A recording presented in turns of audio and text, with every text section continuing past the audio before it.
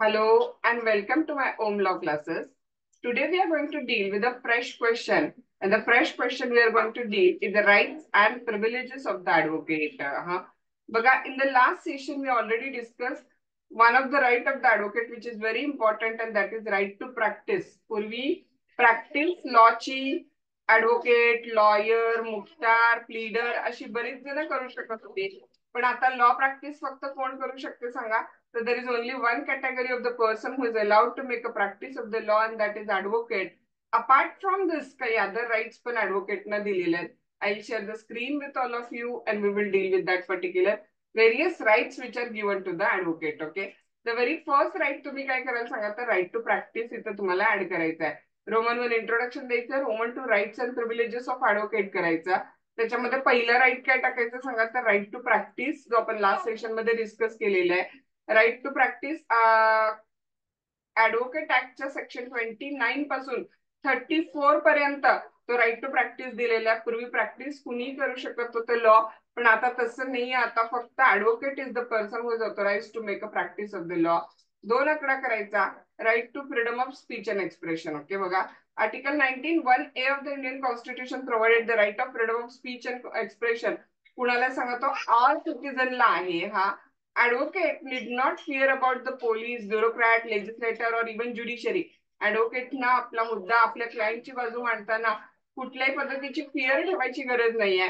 But he should oblige the reasonable restriction imposed on the right in the interest of sovereignty and integrity of India. हा, तर काही बोलताना देशाची sovereignty, integrity, त्याच्यानंतर security of the state, friendly relation with other country, public order, decency, morality कुठे धोक्यात येणार नाही हे बघून ऍडव्होकेटने आपला right to freedom of speech and expression वापरायचा आहे. नंबर 1 राईट टू प्रॅक्टिस ऍडव्होकेटचं right. Number 2 right of freedom of speech and expression. Number 3 right to practice and audience. Okay बघा, स्वतः कोर्टात आपण आपली बाजू मांडूच शकतो क्लायंटची, पण ऍट द सेम टाइम दुसऱ्या वकिलांची, दुसऱ्या क्लायंटची केस चालू असताना आपण तिथे कोर्टात बसू पण शकतो. Audience. Okay, according to section 30 of the advocate act, subject to the provision of the act, every advocate whose name is entered in the state roll shall be entitled to right to practice throughout the territory. कुठं कुठं practice करू शकतो बघा आपण? In all the court including supreme कोर्टामध्ये practice करू शकतो. In all the tribunal और अदर पर्सन जे legally authorise to take evidence आहेत त्यांच्या पुढे प्रॅक्टिस करू शकतो. किंवा बिफोर एनी अदर ऑथॉरिटी और person before whom advocate by under any law for the timing and post entitle to practice. Okay, फक्त लक्षात घ्या ऍडव्होकेटच प्रॅक्टिस करू शकतात. Only advocate have the monopoly to present the case of a client. नंतर तिसरा मुद्दा बघा, right to welfare fund. Third right of advocate काय बघा, right for welfare fund. As per section 15 of the Andhra Pradesh Advocate Welfare Fund Act, every advocate practicing in any court in the state become the member of the fund. Okay, समजा एक welfare fund असतोच ऍडव्होकेटचा.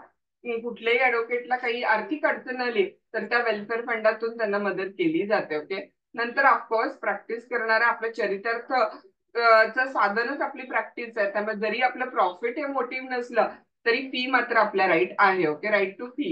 As per Rule 11 of the Chapter 12 of the Part 6 of Bar Council of India rule, he has the right for a fee consistent with his standing at the bar and the nature of the case. ऍडव्होकेटला कशाचा अधिकार आहे सांगा तर fee. Of course तुम्ही extra fee पण नाही घ्यायची आहे, कमी पण नाही घ्यायची, तर consistent with the standing of the bar fee आपल्याला घ्यायची आहे. ऑफकोर्स प्रत्येक ऍडव्होकेटला कोर्टात जायचा, बार मध्ये एंटर करायचा अधिकार आहे. बार म्हणजे ऍडव्होकेटचं बसण्याचं ठिकाण आहे. Okay, to enter the bar, an advocate has the right to sit in the seat provided to for an advocate whether he have a case or not and observe the proceeding. Okay, तुमची केस चालू असेल तरच तुम्ही बारमध्ये बसू शकता असं नाहीये. केस आपली चालू नसली तरी सुद्धा आपण तिथे जाऊन काय करू शकतो सांगा तर बसू शकतो तिथं. हा, देन नेक्स्ट वन बघा काय लिहिलंय पुढचा राईट ऍडव्होकेटचा. Privilege of exemption from arrest. हा, सेक्शन 135(2) ऑफ द सीपीसी ची प्रोव्हिजन आहे ही.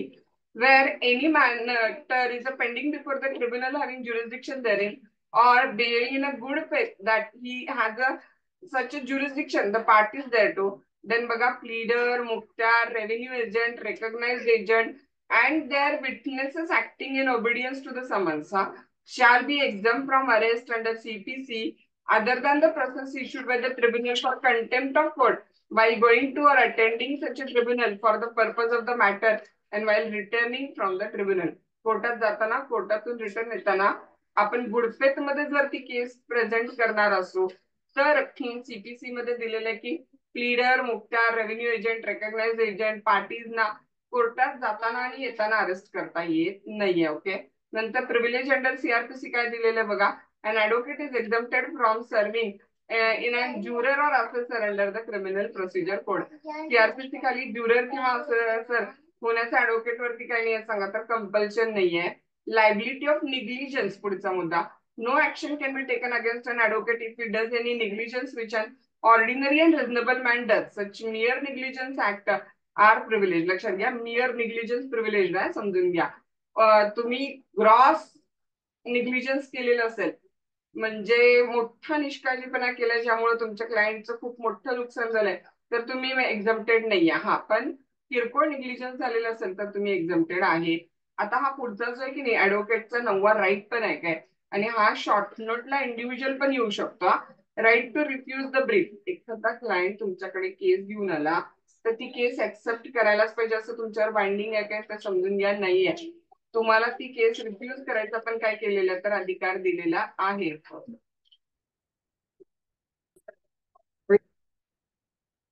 जेव्हा एखादी केस ऍडव्होकेट कडे येते की त्यांना कंपल्शन नाही की त्यांनी ती एक्सेप्ट करायलाच पाहिजे. Okay. For some genuine reason ते केस एक्सेप्ट करण्यापासून डिनाय पण करू शकतात. बघा, advocate bound to accept the brief. General rule आहे की येस त्यांनी ब्रीफ एक्सेप्ट करायला पाहिजे. As per Rule 11 of Chapter 2 of the Part 6, advocate is bound to accept any brief in the court or a tribunal.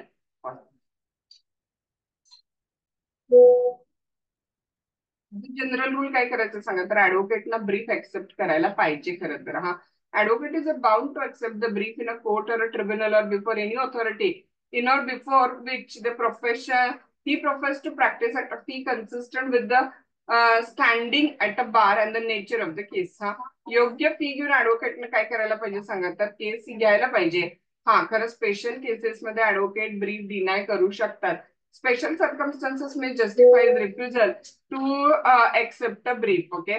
बघा, त्यामुळे B point तोच करायचा तिथं. B point, advocate right to refuse a brief in exceptional cases but in a situation where he could not appear before the court lawfully then he has a right to refuse a brief and it is also duty also. हा पण जिथे lawfully कोर्टासमोर ते हजर राहू शकत नाहीत अशा केसमध्ये ते डिनाय करू शकतात ब्रीफ घ्यायला.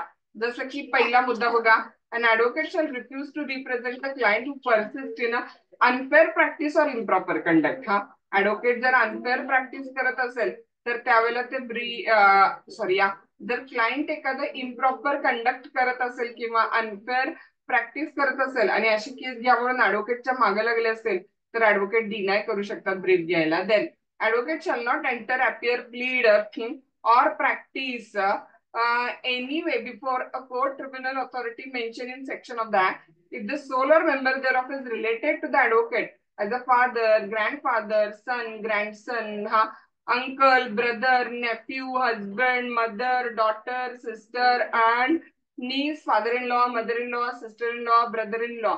म्हणजे एनिवे जर त्याचा ऍडव्होकेटचं त्या ज्या जजच्या समोर ते अपियर होतात त्यांच्याशी काही नातं असेल तरी ऍडव्होकेटने ती ब्रीफ एक्सेप्ट करायची नाही आहे तिथं.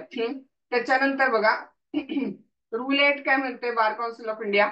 Advocate shall not appear before any court or tribunal or other authority for or against an organization or institution or corporation जर त्याचा तो मेंबर आहे ऑर्गनायझेशनचा. If he is a member of the executive committee of the organization or institution or society or a corporation. Then बघा next one काय लिहिलं, rule 9 काय म्हणतात Bar Council of India rule. Advocate should not act or plead any matter ज्याच्यामध्ये त्यांना स्वतःला पैशात्मक interest आहे, in which he himself is pecuniary interested. He should not act in a bankruptcy petition when he is himself a creditor of the bankrupt. एखादं दिवाळखोरीचं petition कोर्टात चालू आहे तो स्वतः ऍडव्होकेट त्याचं क्रेडिटर आहे तर अशी पण केस ऍडव्होकेटने एक्सेप्ट करायला नाही पाहिजे. परत he should not accept a brief of a company of which is a director. ज्या कंपनीचे ते स्वतः डायरेक्टर आहे त्याची पण ब्रीफ त्यांनी एक्सेप्ट करायला नाही पाहिजे. So as a general rule advocate is bound to accept the brief, पण यावरच्या केसेसमध्ये एक्सेप्शन आहे. वरच्या एक्सेप्शनल केसेसमध्ये ऍडव्होकेट ब्रीफ घ्यायला डिनाय करू शकतात. आणि सी लास्ट पॉइंट करायचा केस लॉ.